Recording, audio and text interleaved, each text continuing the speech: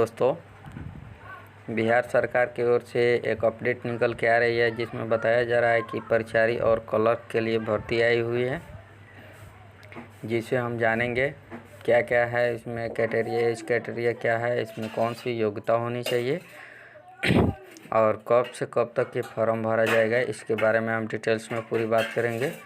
तो बिना समय के बर्बाद किए आइए हम इसके बारे में जानते हैं। आइए सबसे पहले एक ब्राउज़र को ओपन कर लीजिए आप लोग, जैसे मैं किया हूँ। इसमें लिखिए EasyToNet, तो मेरे में आ जा रहा है। आप लोग को इस वेबसाइट का लिंक मैं दे दूँगा डिस्क्रिप्शन में, जहाँ से आके इसको इस वेबसाइट पे विजिट कर सकते हैं। आइए तो इसको क्लिक करते हैं। देखिए मेरा साइट ओपन होके चला आया। यहाँ 2 नंबर पे भर्ती है, इस पर क्लिक करेंगे और इसके बारे में हम चर्चा करेंगे। देखिए यहाँ पे लिखा हुआ है कि शिक्षा विभाग ने स्कूल सहायक, क्लर्क यानी और परिचारी आदेशपाल के भर्ती के लिए नोटिफिकेशन जारी किया गया है। सबसे पहले हम जानते हैं आदेशपाल होता क्या है, जिसे हम आम भाषा में प्यून भी बोल सकते हैं प्यून बोला जाता है। और क्लर्क जो एक क्लर्क होता है उसके लिए भर्ती आई है। इसकी नोटिफिकेशन जो है इस प्रकार है कि इसमें कौन कौन आवेदन कर सकता है। तो इसके लिए जो बिहार का नागरिक हो, यहाँ पे लिखा हुआ है बिहार का नागरिक हो, इच्छुक को ऑफिशियल नोटिफिकेशन पढ़े। और शिक्षा विभाग ने सहायक के लिए 1172 पद रखे हुए हैं और परिचारी के लिए 1129 पदों को भरने के लिए भर्ती को मंजूरी दे दी गई है। अधिसूचना में लिखित किया गया है कि कैंडिडेट जिस जिले में स्थित है उसका स्थायी निवासी इस पद के लिए पात्र माना जाएगा।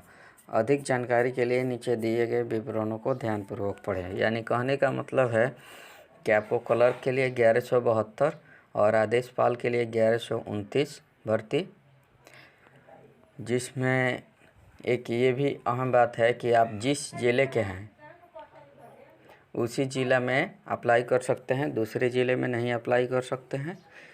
तो अगर जिस ज़िले के हैं उस ज़िले में भर्ती है तो इसके लिए मान्य होगा। अगर आप दूसरे ज़िले में अप्लाई करते हैं तो मान्य नहीं होगा। आइए इसके बारे में और जानते हैं। शॉर्ट नोटिफिकेशन में जान लेते हैं। Education department has issued notification for requirement to post of school सहायक, क्लर्क या परिचारी यानी आदेशपाल। Candidate who are interested the Bihar सहायक, क्लर्क एंड परिचारी आदेशपाल post can read the official notification. इसमें बताया जा रहा है कि एजुकेशन डिपार्टमेंट की ओर से नोटिफिकेशन इशू हुआ है जो स्कूल सहायक और आदेशपाल के लिए है।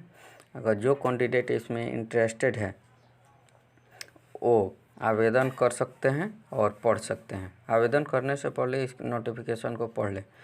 आइए इसके फ़ी के बारे में जानते हैं। तो फ़ी अभी कोई इसमें ऑफिशियल नोटिफिकेशन नहीं आया है, इसलिए इस साइट में भी नहीं है। एज लिमिट के बारे में जानते हैं। परिचारी के लिए 18 वर्ष और अधिकतम वही हो जो राज्य सरकार समय पर निर्धारित की जाएगी। यानी कहने का मतलब ये है कि राज्य सरकार कभी कभी इसमें बढ़ाती भी रहती है, कभी 65 होता है, कभी 50 होता है, ऐसे बढ़ भी जाता है। इसमें कोई चिंता करने वाली बात नहीं है, लेकिन अधिक न्यूनतम कम से कम आपकी एज 18 वर्ष होनी चाहिए। इसका टोटल पोस्ट जो है 1129 रखा गया है और इसकी सैलरी जो है 15,200 है। अब दूसरे पद के बारे में जानते हैं जो 1172 है, स्कूल सहायक यानी क्लर्क। न्यूनतम एज होनी चाहिए वही आपके 18 वर्ष और अधिकतम जो राज्य सरकार तय करे। इसकी सैलरी होगी 16,500 रुपये। आइए एजुकेशन के बारे में जानते हैं। तो परिचारी के लिए केवल 10वीं पास हैं तो भी आवेदन कर सकते हैं और स्कूल क्लर्क के लिए 12वीं यानी इंटरमीडिएट प्लस कंप्यूटर में 6 माह की डिग्री, यानी कहने का मतलब है DCA जो किया है कम से कम 6 मंथ तक वो आवेदन कर सकते हैं। इसमें दिया गया, आप खुद विजिट करके इस वेबसाइट पर देख सकते हैं। इसमें ज़िले का नाम है और ज़िले वाइज वैकेंसी है कि किस ज़िले में कितना परिचारी के लिए है और कितना क्लर्क के लिए है। जैसे हम पश्चिमी चंपारण से बिलोंग करते हैं तो मैं अपने ज़िले का देख रहा हूँ।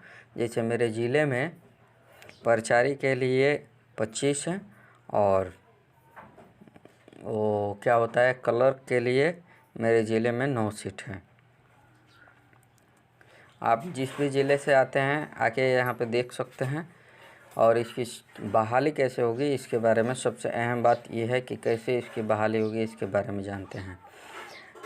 शिक्षा विभाग ने स्कूल सहायक क्लर्क और परिचारी आदेशपाल के भर्ती का रास्ता साफ कह दिया है कि 50% अनुकंपा और 50% सीधी भर्ती के द्वारा ली जाएगी। यानी कहने का मतलब है कि आप अनुकंपा पे भी इस नौकरी को पा सकते हैं और सीधी भर्ती के द्वारा भी पा सकते हैं। आप में सबसे मैटर वाली ये बात है कि अगर आप अनुकंपा पर कैसे इसमें नौकरी ले सकते हैं। आप लोग सोच में पड़ जाइएगा कि आखिर अनुकंपा मेरे पास आएगा कहाँ से। तो इस सब बातों को हटा दीजिए दिल से और मैं जो बोल रहा हूँ उसको सुनिए।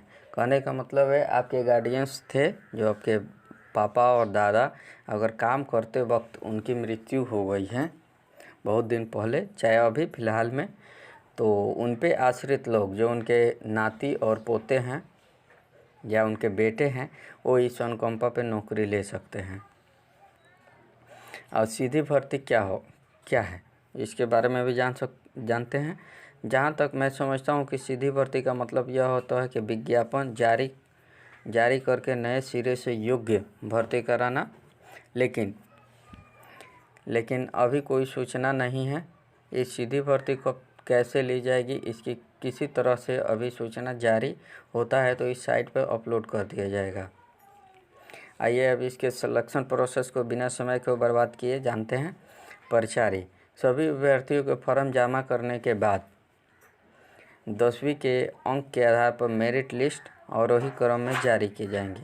यानी आप मैथ पढ़ते हो तो आरोही और अवरोही क्रम के बारे में अच्छी जानकारी होगी आपको। आइए अब स्कूल सहायक क्लर्क के बारे में बात करते हैं। तो इसमें आपको मैं पहले बता चुका हूँ कि इंटरमीडिएट पास होनी चाहिए। तो देखिए उम्मीदवार के 12वीं के अंक के आधार पर टाइपिंग टेस्ट और कंप्यूटर के आधार पर मेरिट लिस्ट तैयार की जाएगी। इस वीडियो में बने रहने के लिए धन्यवाद। अगर वीडियो ये पसंद आया हो तो लाइक करें, शेयर करें और इस चैनल को सब्सक्राइब करें। धन्यवाद।